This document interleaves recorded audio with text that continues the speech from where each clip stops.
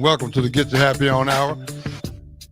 I'm your host, Ricky C. Simmons. This is 93.7 The Ticket.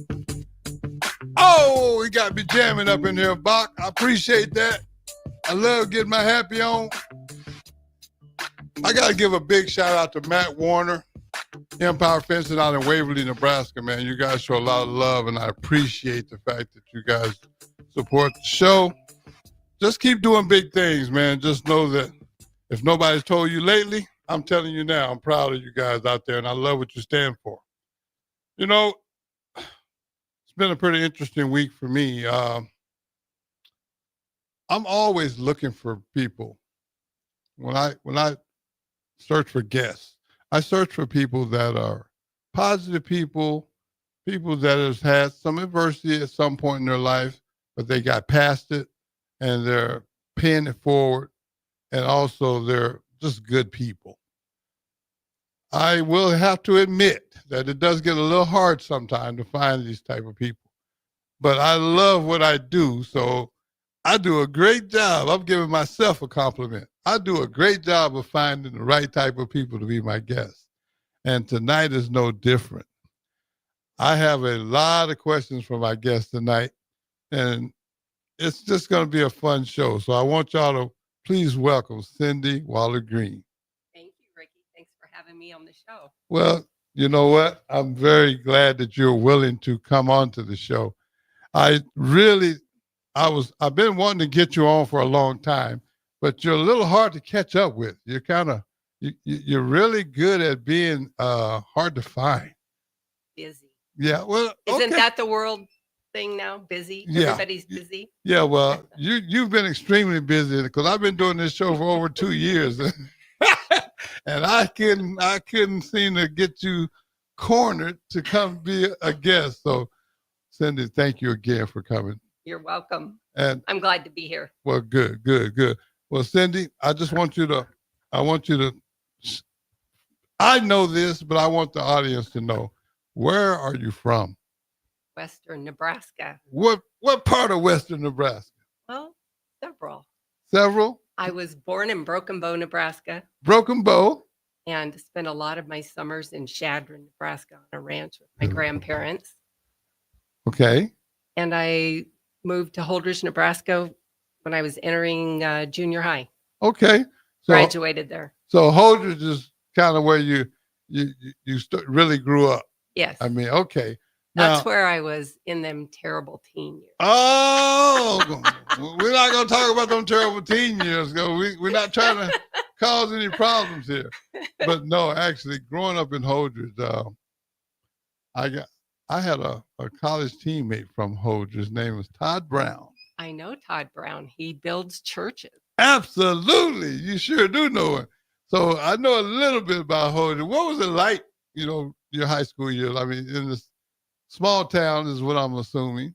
It was, but we had a fairly large class for being from a small town like that. 110, I think, in our class. What? Yeah. Wait a minute. What class is Holdridge? Like class B or C? I think I want to say now maybe, Maybe B. yeah. Okay, okay, but You know my sports parameters there. yeah, I know. Sports is not your thing, but I was just kind of curious because a class of 110 people is considered a large class. Yes. Wow. Well, okay. But big shout out to Holdridge, Nebraska, man. I got the one and only Cindy Waller Green on the show tonight, so we're gonna show love to Holdridge. Now, after Holdridge, after high school, what was next for Cindy? College at Kearney State College. Now I think they call it University of Nebraska Kearney. Oh yeah. So you went to Kearney, okay? I'm telling my age by saying That's Kearney a- State College. Hey, look. Hey, when it comes to age, I look at it this way. I am very thankful to make it to this age because Absolutely. life is not promised for none of us. And I've seen way too many of people, my personal friends, not make it. So don't be ashamed of your age. Matter of fact, embrace that. I do. Okay. So 4 years at Kearney, what was that like? Well, I don't know if you remember, but Kearney kind of had a party college. I heard Reputation. they had a little slogan like you can't spell drunk or something without UNK. I think that was the slogan. so in other words, Kearney was getting their party on. Yes, absolutely. Oh, that's I funny. might know a little bit about that. Just too. a little bit. Now, I know you probably was at home studying when they was doing all that, right? Mm-hmm. Yeah, there you go. Let's just say that. That's yeah. a good answer. That sounds good. Well, you was telling me a little bit before the show about your home life. And I guess your dad was State patrolman. state patrolman. Yes. Wow. So you grew up under the thumb of the law. So in other words, Dad knew a lot of the tricks that you could try to get away with. Wow, if you only knew. My grandmother ratted him out while he and I were having our trials and tribulations of those teen years and told me that him and a friend of his one time stole a motorcycle. So I'm like, I haven't done anything that bad. Oh, so you had one on him then. Yeah. Okay. Yeah. Well, you know what? That probably did serve you well because it's hard to trick the police, especially when he's living in the house with you. Ooh, you'd always think you had the greatest plan and it never seemed to pan out. You want to share one of those plans that didn't work out? Sneaking down a Scarlett O'Hara wooden staircase in a house that was built back in the late 1890s with the state patrolman Hawkier up in the room up above listening. About step 3 when you made that screech. And then he was up behind you saying, where are you going at 1 o'clock in the morning? In other words, busted. Busted. Well, I will say this, Cindy. Growing up in that type of environment, I'm sure it was very structured. Or at least he tried to make it structured. It was structured. Was it structured? However, I don't color in the lines very well. Oh, you got outside them lines. I did. You told a story. I think one time we were talking and you said something about me. I think it was Rozier. There was 3 of you guys that had missed practice and had come to one of our local Kearney bars called the Backlot. It sounds like something I do. So. And when you guys walked in, all of us that were sitting there thought, like, I don't know, the most famous people we'd ever met come walking in the door. Well, wait a minute now. How did we get out of that, I wonder? Because Coach Osborne didn't go for that kind of stuff. I know. I kind of wondered the same thing. Like, how did you get by with that? Maybe it was because we had Mike Rozier with us. I don't know, but I was impressed with the fact that you guys got away with it. We didn't get kicked off the team. Right. But I'm pretty sure there was some discipline if I remember correctly. I think there was some stadium steps. Maybe we had to run. We had to stay out there, practice after everybody else was gone in the shower. So we paid dearly for that, I'm sure. But Cindy, I will say this: we did have a good time. People did treat us nice, and like you were talking before the show. I mean, at that time, it wasn't what Diverse. yeah, exactly. It wasn't a lot of diversity. So, I mean, we kind of went into hostile territory, but we were treated very well.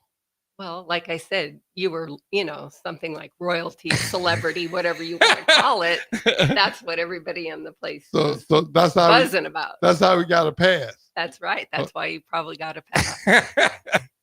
Well, after you got done with school, what was next for Cindy? Well, my senior year of college, I worked in a home for girls that were,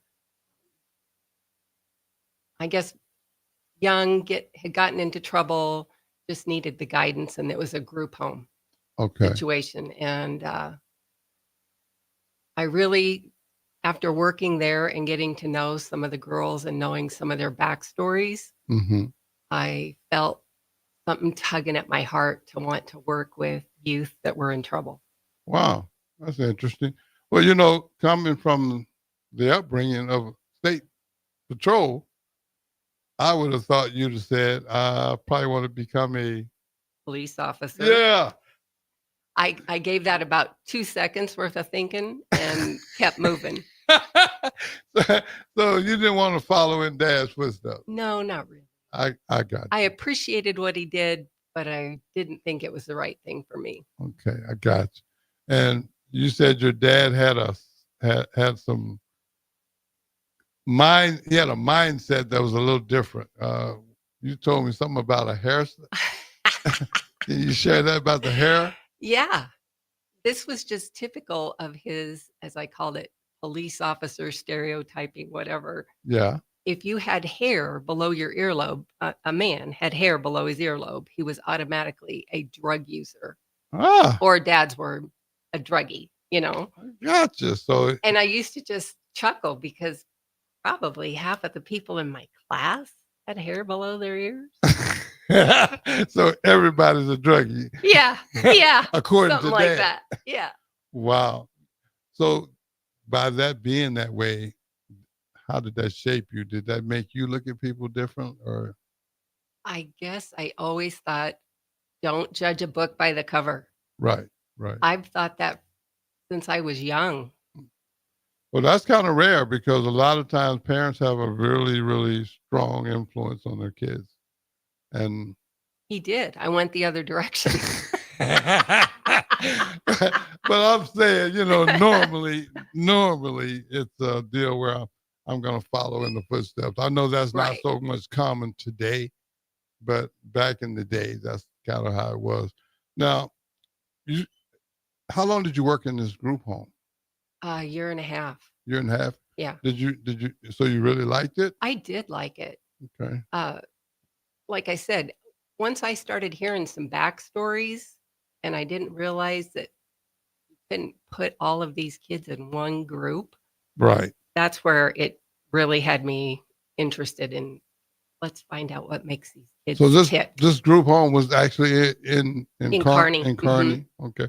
Now Kearney's a little larger, if I remember correctly, isn't it? Or not really? Not really. It's not. I mean, larger than Holdridge. Yes. Okay. Yeah, that's what I was thinking. Because I've been through Holdridge, and I've been to Kearney. Did you blink? Yeah. I mean, you have to look real close because back then when I went through there wasn't a lot out there. It was just a lot of open space. But I have had the opportunity, like I play in these golf tournaments, and I go down like to Gothenburg. Mm-hmm. So I would go down, and I think in Kearney is where they got that archway. Is that? Yes. Yeah. Yes. So I remember that.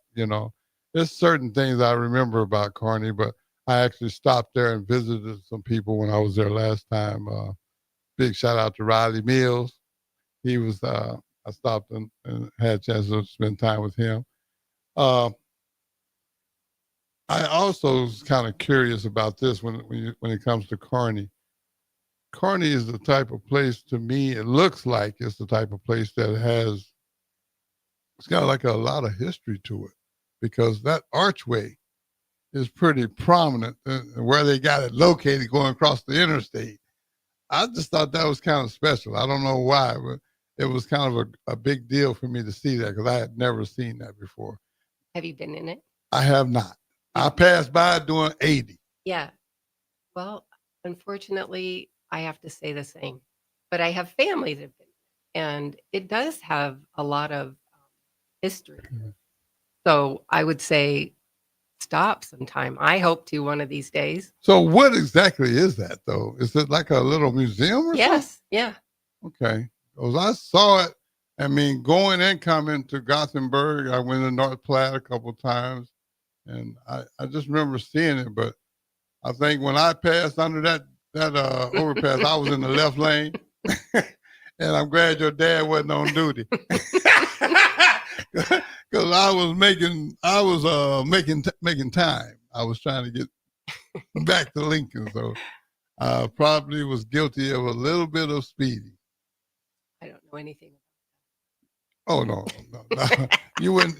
You probably never got a speeding ticket. I'm sure with your dad being the state trooper, you probably got out of a lot of stuff. You know, my dad actually did stop me once. What? Yes, for going too fast in the middle of town. He says I was going like 8 or 9 miles an hour over, and I got a chewing out. Yeah, from my dad. From your dad? Yeah. How old were you there when this? 16. That's funny. Now, you finished up at Kearney. Did you? What was next? Did you move to Lincoln or? No, I actually worked in a couple of jails. Small town jails. Have you heard of Alma, Nebraska? Say that again. Alma, Nebraska. Alma. No, I have not. It's south of Holdridge, about 30 miles, and it's on one of our larger reservoirs in the state of Nebraska. So what's the population there? Ballpark. Maybe 500 people, I'm guessing. That's a pretty big town because I've seen some smaller towns than that. So. But it's much bigger on every holiday that there's, like I call it lake time, Memorial Day, 4th of July. Okay. You know. So a lot of people come to the town for that. Because it's got one of the largest bodies of water. Oh, makes sense. Other than Lake McConaughey. Makes sense. So you worked in this town for how long? I want to say maybe 6 months. 6 months. There, and then 6 months in the Holdridge jail. Okay. Between the two of those places. What was that like for you? Well, this'll make you chuckle. Like kind of like a Barney Fife operation. You got one bullet, huh? You gotta get it, shake it. We had in Elma, we had 2 cell blocks. That's it. So all the guys went in one and the women went in the other. Oh wow. Same thing in Holdridge. All righty then. Down at Elma, when it would be a holiday weekend and they games and park and the state patrol and the sheriff and the local town cop would bring everybody in there. You could have as many as 15 people sitting in one cell. Wow. Yeah. All righty then. So what was that like for you though? Amusing, actually. What do you mean? Because everybody that came in had one of 2 attitudes. Either they were super happy or they were super angry. There was no in between. Huh. That's weird. They were happy because they thought it was funny, whatever, probably because they were too intoxicated, or they were so angry because they got caught. Gotcha. Anyway, that said, I would watch the behaviors and think to myself, I do not want any part of this. Yeah. Again, it was tied to law enforcement. It was tied to locking people up, all that sort of thing. Right. Not my gig. Yeah, I got you. And that led you to what? Probation. One of my least favorite things in life. let me explain why I said that. Nothing against the probation department. I just had a lot of personal experiences with with a variety of probation departments all over this great country of ours, and none of them turned out good for me. So, probation. Tell us about that. I started in probation in 1984 in Wow. Kearney, Wow. Okay. and I'm still in probation. Wow. So you've been there. Yeah, I've had a lot of people ask me, how do you stay in that job for so many years? Yeah. You know me well enough to know why I stay in that job. Yeah. But that's impressive still, though. I know your mindset is to help people.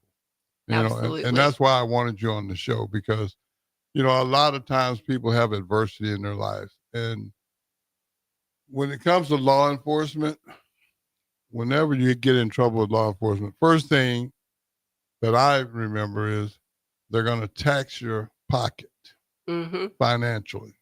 And second thing is they're going to tax your freedom to a certain degree.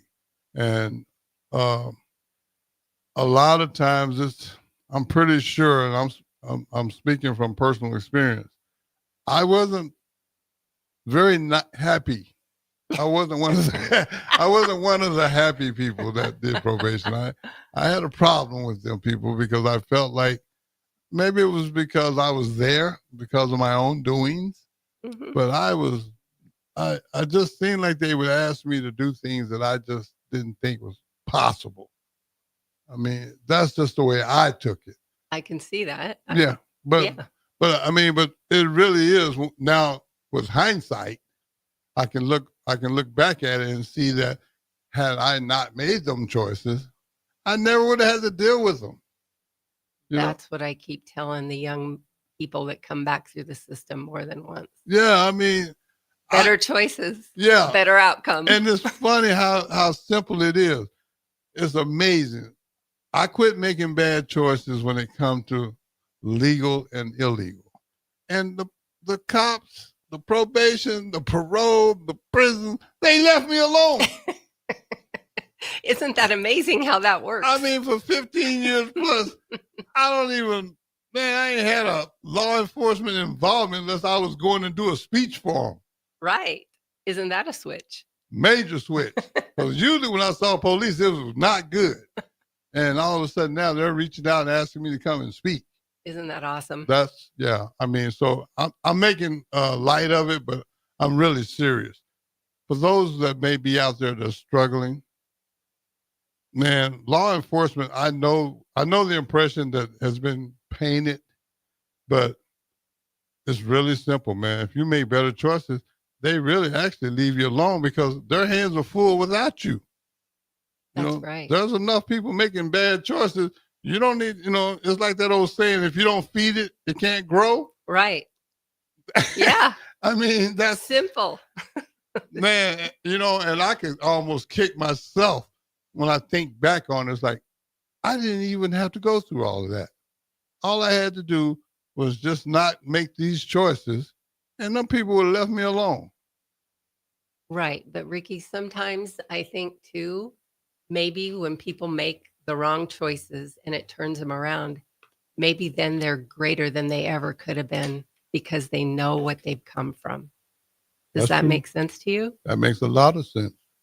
Makes a lot of sense. They put their heart in it because they know then that they can't go back and have a different outcome if they keep doing what they were doing.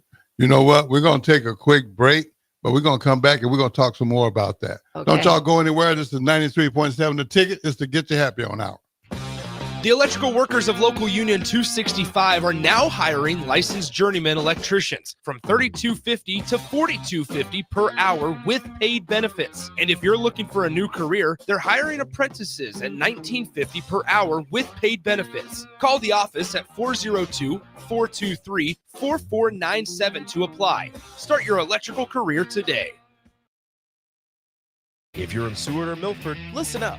Select Plumbing is now servicing your area with no trip charges from Lincoln. Select Plumbing works on a variety of issues for your home and business, including general plumbing, water heaters, faucet and fixture repair, underground sewer and water repairs, backflow testing, and more. Keep your property free from leaks and other issues. Call today for a free estimate, 402-560-6197. It's not just Lincoln, Waverly, and the surrounding area anymore. It's also Seward and Milford with no trip charges. Contact Select Plumbing to inquire at 402-560-6197.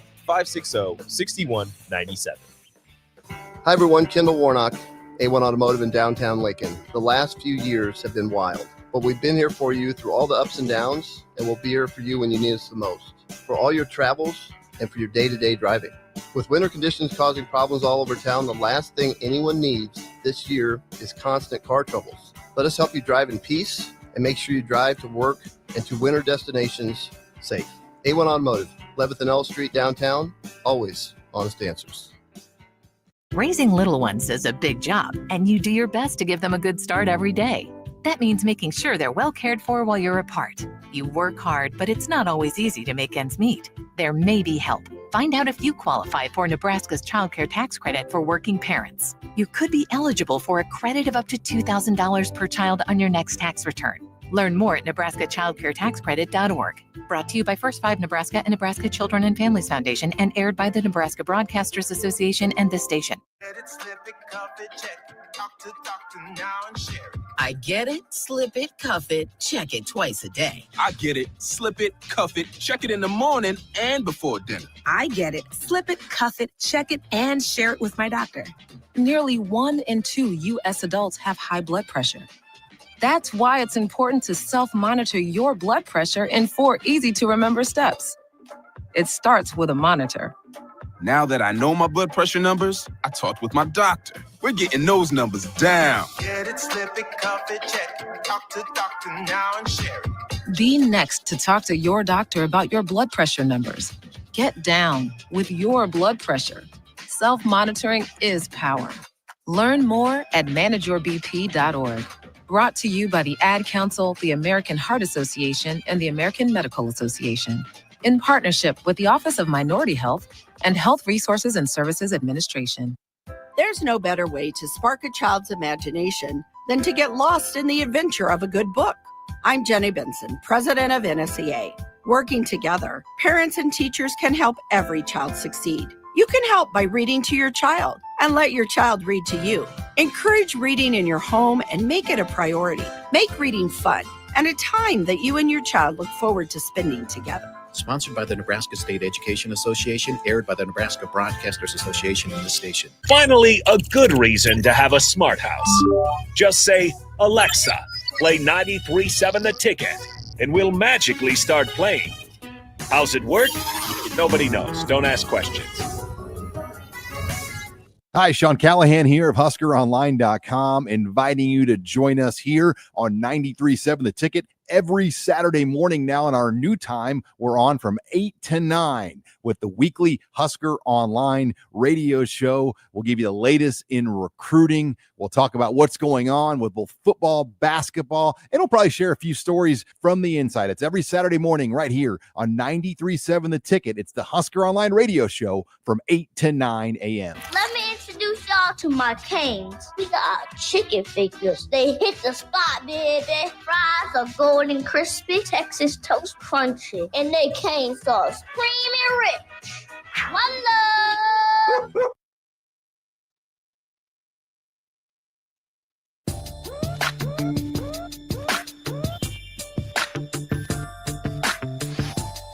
And we are back. This is 93.7 The Tick. The Get Your Happy On Hour. I'm your host, Ricky C. Simmons, and we got Cindy Waller Green here tonight, and we're talking about some very, very interesting topics. Before I get started back on this conversation we were having, I'd like to make a statement. For whoever could be listening to this that's in the criminal justice system, I really, really, really have a strong interest in helping inmates. Usually what I do is I come in and I speak, and I try to encourage inmates that are about to get their freedom back on some possible ways of turning their life around once they're free. But unfortunately, the criminal justice system doesn't have funding for that. And unfortunately for me, that's how I make my living. I would love to come in and do stuff for free, but that's just not how this thing works. No offense to anyone in criminal justice, but I believe everybody inside criminal justice gets paid for their services, whether they're staff. Even as an inmate, you get state pay. May not be much, but you get something. But I just can't, business-wise, it's just something I can't do. I can't come in and do that for free. I understand that. Yeah. I saw you speak out at the correctional center, if you remember. Yes, I do. Maybe more than one. Yes, I do. You've been very helpful in getting me into different places. You know, and I think we were talking about something, and you said you had a guy that had been in and got out and stayed out for a long time. Yeah, I had a young guy that had been in for, well, let's just put it this way. He'd been in and out, and he stayed away from probation, from the court system, whatever you want to call it, for several years. I'd say close to 10 years. And then I was walking down our hall and ran into this young man, and we were headed to the same place, an anger management class. Anger management. He went from drugs to anger management. Okay. But he told me that he had heard you speak at our picnic that we had over at the, I can't remember what the name of the place was off the top of my head, but he'd come and listened at a picnic that probation had and listened to you speak. And he told me that because of what he heard, he decided to put him down, meaning put the drugs down. Wow. Okay. And he was thanking you for that, telling me to thank you if I saw you. Wow. Well, I appreciate that. I mean, because this is why I do what I do. I love helping people. But unfortunately, I'm a felon. So the job opportunities are not as plentiful as they probably would be if I wasn't a felon. So I created a speaking business. Right. To help people right. that are felons or people that are making bad choices, whether it be, hopefully I like to do more preventive than I do after the fact type stuff. I like to go into the high schools and universities around the country, and that's what I do. And I've done that for the last 15 years. But unfortunately, the funding, like I said, is not available for that. And I'm not mad about it. It's just I felt like I can actually help, because sometimes when you're dealing with the population that, let's just say the incarcerated population, a lot of times they're not real quick to listen to people that they look at as an authority figure. Not saying that they don't, but I'm saying when you get a person that's been in their situation, that has gotten out and actually living this thing called life in a responsible way, they tend to pay attention more. I agree. I think that they have that attitude of, if you haven't been in my shoes, don't talk to me about it. Right. Yeah. And that's and that's not always the case, where I don't believe that the only people that can help them are the people that hasn't been in, I don't buy that. I mean, I used to look at it that way too, until I figured out maybe I should listen to the people that are working here, because they get to go home every day. I go back to the cell, they go home. So, apparently something they're doing is right and something I'm doing is wrong. But I just, like I said, I understand the seriousness of the incarceration population being overcrowded. A lot of people are in there for nonviolent crimes, and I just think that it would really help if they had someone that they could talk to after they get out. But I'd like to meet them in there so that they know when you get out, hey man, reach out. I got some ideas on how to how to do this thing called life. Right. Being able to show them or tell them or give them ideas about where they need to Right. go on their journey once they leave that facility. And a lot of people don't understand that, but hopefully at some point, they'll take a look at it, because I don't personally think you can build enough facilities to correct this problem. I would agree. Yeah, at some point. I mean, I understand you got to do what you got to do, criminal justice system. I'm not that guy, but I'm just saying it would be nice to try to understand that everybody's not doing life. Right. And these people are going to get back out into the community, and it would probably help to give them some guidance. That's why I like what I do. Right. I get to work with them that way. And share some of your work experiences that you can share. I know that you're very limited on what you can talk about. Just being able to offer services to the individuals that we have on probation. Now, when I started, Ricky, there weren't probation classes or services that were for mental health and substance abuse. Now we have those services. That's a great start. When that started happening, I was ecstatic, because then I felt like everybody had a fair shot at getting the same kind of services.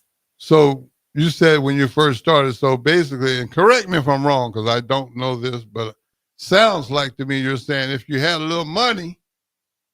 Maybe if you had a little money when I first started, you could afford to go to some type of a treatment facility or go to a mental health specialist for a long period of time, because you had the funding to do it. But if you didn't have that kind of income, or you didn't have a job that offered insurance and had those kinds of things, you didn't have those abilities or those services available to you. So basically, I'm just going to keep it a buck. You just go to jail. You just get locked up. Human warehousing, whatever you want to call it. But my point I'm trying to make is not making light of the criminal, not making light of the criminal justice system. But what I am saying is people with funding had a better opportunity of getting the help they needed. Yeah, so that's what's wonderful now. Yeah. Everybody has that same opportunity. You just got to take advantage of Right. it and make good choices when you do take advantage of it. Because one thing I can tell you, I use a lot of humor. Let me say this before I say what I'm about to say.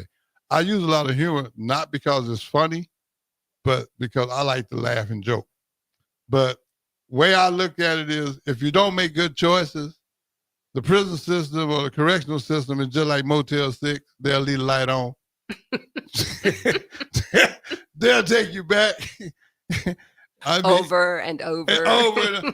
And I'm speaking from experience here. So I want y'all to understand that. All the times that I went into county jails or in front of judges, the outcome was never, Ricky, we're not going to lock you up this time because we don't have room for you. They always made room for me. I would say that would be the case anywhere. Yeah, anywhere. So if it's like that all over the place, that ought to tell you something. It might be time to change. Yeah. Yeah. But you've been at this for quite a while. 41 years. 41 years. And it's still awesome to watch people make the connection of if I make the good choice, then I don't have the bad out. Well, that's my favorite part of the job. Yeah, well, I'll tell you what, when I was last released from prison in, I think it was 2009, 2 weeks before New Year's, so 2010, basically, I had the pleasure of meeting you, and you showed an interest, and you didn't even have to, because at that point I was not even in the probation system. I was in the parole system, but you saw something in me, and you actually gave me some opportunities to start my business to what I do today. Well, you gave a lot of our folks that were on probation some inspiration, some, and then also some reality speak. Yeah. Well, I didn't really know how to go about starting that business, But with the help of Coach Osborne putting his name behind me, it gave me some credibility. And then people like yourself that took chances with me. I just want to say thank you. You're welcome. And I'm going to say thank you for all the clients you touched that Well- I don't get to hear from. Well, I hope they never get to come back, and maybe you'll run into them at a grocery store or something, or at a department store. I do run into people in, the strangest of places sometimes. Well, you know what? That's better than where they could be running into you. Absolutely. And that's the goal. I mean, the goal is, like I say, I like to laugh and joke, but I am dead serious about this subject of helping people. And I know that Cindy is too. Yes. That part I do know. I admire the fact that, for this length of time that you've done this, you're still excited about it. I know people that got situations that they're not happy with, but you're one of the few that actually get to enjoy what you do. I do. I tell people maybe it's mission work. Yeah, something to think about. Mm-hmm. I think that's fair, because you are on a mission. That's right. Yeah, and you've been on a mission. That's right. You've been on a mission for a while, and let me be clear. A lot of people that you have to deal with, I've seen these people. They're not the easiest population to deal with. Yeah. I mean, you get some people that's not very happy to be in your presence. Absolutely. Not everybody that I meet up with is happy to hear what I have to say. Yeah, but you know what? You do it. Yeah. And for that, I mean, I just want to again say congratulations. Please keep doing it. We need more Cindy Waller Greens out here, because a lot of times, let's just be real, it's like any other profession. You get some people that love what they do, and then you get people just doing something to get by. And that's not just in the criminal justice. That's I tell new people that come to work for us that I don't have to say every morning, oh my gosh, I got to get up and go to work. Yeah. I get to say, I'm going to work and I hope to make a change. There you go. In someone. Yeah. Well, with that mindset and that attitude, you're going to help more people than you hurt. I hope so. Oh, no, it's not a doubt in my mind, because I'm one of them. I understand the value of somebody believing in you. And one thing I will say to you is this: please keep doing this. Please keep doing this as long as you can. I'm going to try to do this. Yeah, do it as long as you can, because we need positive people in that field. And because most people, believe it or not, they know why they're there. Oh, yeah. And they know that they made the choices that put them there. So to have someone, after you've made these choices that weren't very smart, to have someone there to actually care about them and is trying to help them, that's special. Because you don't, like you say, the backgrounds, you don't never know people's background.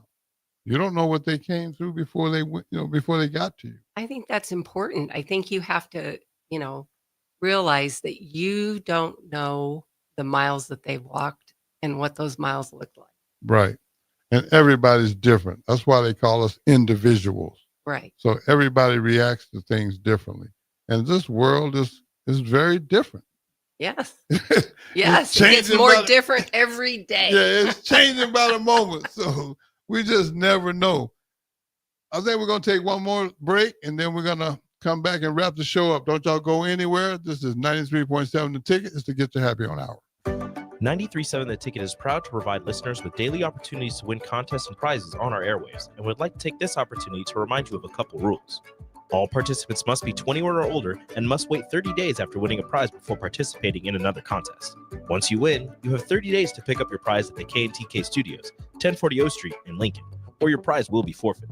Thank you for participating in our contest, and thank you for listening to 93.7 The Ticket.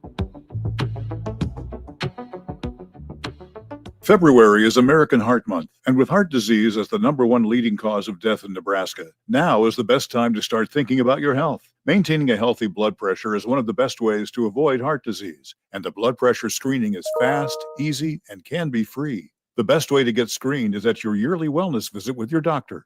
For more information and ways to get a blood pressure screening, search Chronic Disease Nebraska. Paid for by Nebraska DHHS, aired with the Nebraska Broadcasters Association and this station. I used to smoke. I thought of cigarettes as my best friend. They were always there for me when I needed a break. I also thought cigarettes were my best friend, and then they gave me peripheral artery disease. I smoked and had a stroke. Actually, multiple strokes. I smoked and have heart disease. Here's my tip. If cigarettes are your friend, you need a better friend. Call the Nebraska Tobacco Quit Line, 1-800-QUIT-NOW, 1-800-784-8669. Paid for by Tobacco Free Nebraska. Aired with the Nebraska Broadcasters Association and this station. Outside is where winter adventure unfolds.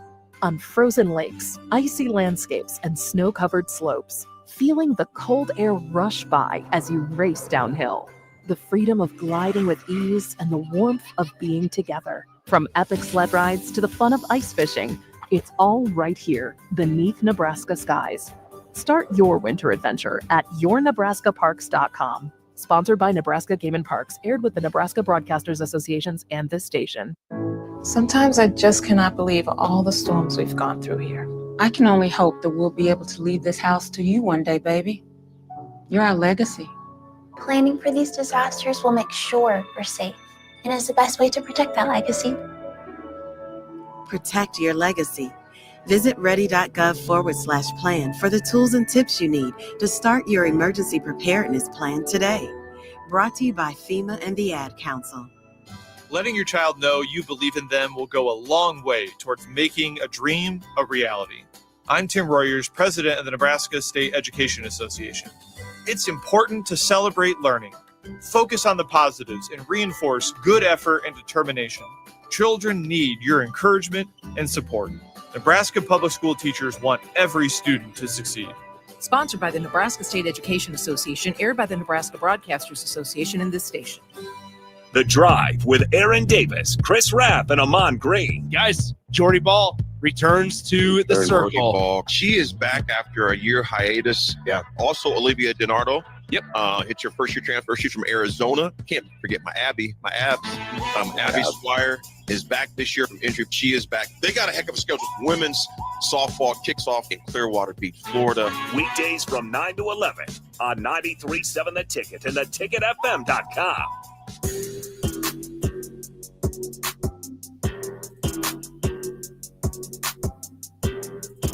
Welcome. We're back. 93.7 The Tickets to get to happy on hour. Hey, Bob! Bob! Hey, how's it going? Hey, man, who we got? We got anybody checking the show out? Yeah, Theola Cooper says happy Sunday off of YouTube. Big shout out to Theola Cooper. I appreciate the love and support. Keep watching the show. Keep doing big things. We're proud of you, too. You know, I was just sitting here thinking, man, we done talked about the criminal justice system. And I hope that someone is listening from the criminal justice system because of you being on the show. I'm hoping somebody hears this because somebody knows you. I'm hoping that someone that's experienced the criminal justice system and has turned it around hears this and realizes that they can go forward and make the same kind of difference you've been making. You know what? Thank you very much for saying that because I'll be real honest with you. I do what I do to help others, but I don't really ever get acknowledged for what I'm trying to do because it's just what I do. Right. And I think sometimes people take it for granted that I just I don't have anything else I could do. I just love, I'm a lot like you in that way. I love what I do. Right. You know, I love traveling the country, speaking at these high schools and these colleges and prisons and churches and treatment centers. I love doing that. I'm glad you do because that would be something I would not. I actually do. I mean, it does something for me on the inside that I can't really explain. And the fact that I've been able for the last 15 years to make that my employment. Mm-hmm. I'm like Cindy when I wake up. I get to go to work. Yes. You know, and that means a lot to me. So I just think that it's very important, man, that that we don't give up, and we don't give up on people. Right. And I want you to keep People need us in their corner. right. Somebody to actually believe in them. My story is well documented. Coach Osborne reached out to me on my 4th trip to prison and wrote me a paragraph, and it changed my life. I mean, it changed my life just because he said he believed in me. And I want people to understand the power of caring. Right. Is very important. It is. Because I'm not ashamed to say this, but we live in a takedown society, in my opinion. We live in a society that doesn't really want to build people up. They get more, I guess the ratings are higher when you're tearing people down than they are when you're building people up. And that's fine. I'm not doing this for ratings. I always thought it would be cool to have a news station that all they do is report happy, good, positive news stories all day long. Man, that would be something special. I know it would be important. I just, like I say, it's an uphill battle. Right. But it's one I'm willing to fight, and I know you're willing to fight it because you've been fighting it. so I mean, we just gonna keep fighting this fight. Right, okay? right. We're gonna keep fighting this fight, and at some point, we're gonna get some help. I really believe we'll get some help. So we're just gonna keep fighting the good fight. I gotta ask, is there anybody you want to shout out to first? I'll probably have to give a shout out to supervise. I'm not gonna use names, but I'm gonna say supervisors that I've had in the past that gave me some room to try new things. Okay. And maybe not always do things conventionally. Gotcha. I appreciate them as well. I got to ask you my final question. My final question is when you get some free time, which may not be very often, how does Cindy Waller-Green get a happy on? Well, I have to listen to Jesus music, Ricky. Not the Jesus music. And when I'm not doing that, I'm shopping. Okay, that's fair enough. Hey, well, look, I want to thank everybody for tuning in. Every day you blessed to see is just another day in paradise. And no matter what, you got to get your happy on. We'll see y'all next Sunday night.